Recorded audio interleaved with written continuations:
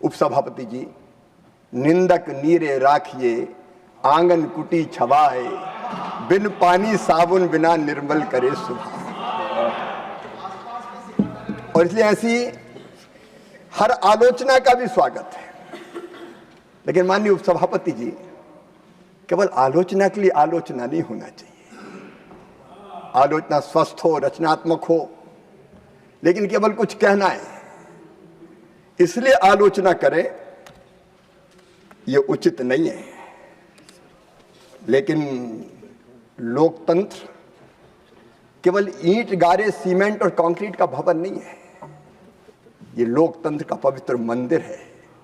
यहां बारंबार शीश झुकाता हूं और इस पवित्र मंदिर की अगर कोई मूर्ति है, भगवान है तो हमारी जनता, और प्राण है तो बहस, संवाद, स्वस्थ बहस। इसलिए भी मैं इस बहस का स्वागत करता हूं।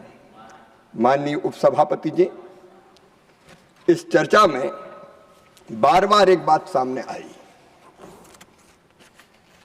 और कई सदस्यों ने दोहराया, विकसित भारत जी राम जी से बड़ी परेशानी है। और एक बात कही कि नाम बदल दिया, गांधी जी का नाम बदल दिया। मैं बहुत स्पष्ट रूप से कहना चाहता हूं, बापू विश्व बंद है, उनके चरणों में हम प्रणाम करते हैं। और एक बात और दृढ़ता के साथ मैं कहना चाहता हूं, प्रधानमंत्री श्रीमान नरेंद्र मोदी जी के साथ मेरे संबंध 35 साल पुराने हैं और मैंने जब भी महात्मा गांधी पर चर्चा करते उनको देखा है, अत्यंत श्रद्धा और आदर के भाव से चर्चा करते हुए देखा है। बापू हमारे विचारों में है, बापू हमारी भावनाओं में है, बापू हमारी अंतरात्मा में है, बापू हमारे कामों में है, बापू भारतीय जनता पार्टी की पंच निष्ठाओं में है। हमने सदैव बापू का आदर किया है। हमने बापू को भी माना और बापू की भी मानी है। कुछ लोग ऐसे जरूर है जो नाम कह लेते हैं बापू बापू बापू, लेकिन कभी बापू की नहीं मानी।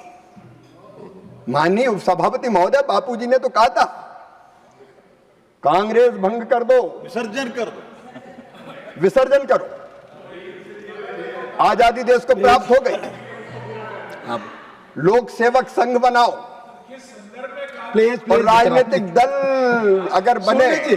सुन लीजिए सर, उनका इतिहास आप सुन लीजिए अपना, प्लीज। अभी तो मैंने प्रारंभ ही किया है उपसभापति नहीं, ये सही नहीं। आप सब लोगों ने बोला, इन लोगों ने सुना, आप इनको सुनिए। नहीं, जयराम जी आप बैठ जाए प्लीज, बोले। लेकिन प्लीज, आजादी की लड़ाई की पूंजी को अपनी पार्टी के खाते में जमा करने के लिए कांग्रेस जीवित रखने का अपराध किया तो कांग्रेस के तत्कालीन नेतृत्व ने किया। आपने कब बापू की मानी? देश का विभाजन बापू के विचार की हत्या थी। देश में आपातकाल लगाना 1975 में, यह बापू जी के विचार की हत्या थी। ऐसा भ्रष्टाचार भयानक मेरा विषय नहीं है, मैं आज उस पर विस्तार से चर्चा नहीं करूंगा। क्या बापू के विचार की हत्या नहीं थी? मैं माननीय उपसभापति महोदय आज फिर अपनी वचनबद्धता दोहराता हूं। अगर हमारी सरकार चल रही है तो पूज्य बापू जी के विचार, पंडित दीनदयाल उपाध्याय जी के विचार। दीनदयाल जी कहा करते थे, मानव जीवन का अंतिम लक्ष्य परमात्मा की प्राप्ति। और परमात्मा कैसे मिलेगा? वो कहते थे, मैं नहीं जानता कि मंदिर में जाके अगर आप भगवान की आरती उतारोगे तो प्रसन्न होकर दर्शन देगा कि नहीं देगा। मैं ये भी नहीं जानता कि तीज और त्योहारों पर व्रत और उपवास रखोगे तो नारायण प्रसन्न होकर दर्शन देगा कि नहीं देगा। मैं ये भी नहीं जानता कि हिमालय की कंदराओं में बैठ के घनघोर तपस्या करोगे तो परमात्मा दर्शन देगा कि नहीं देगा।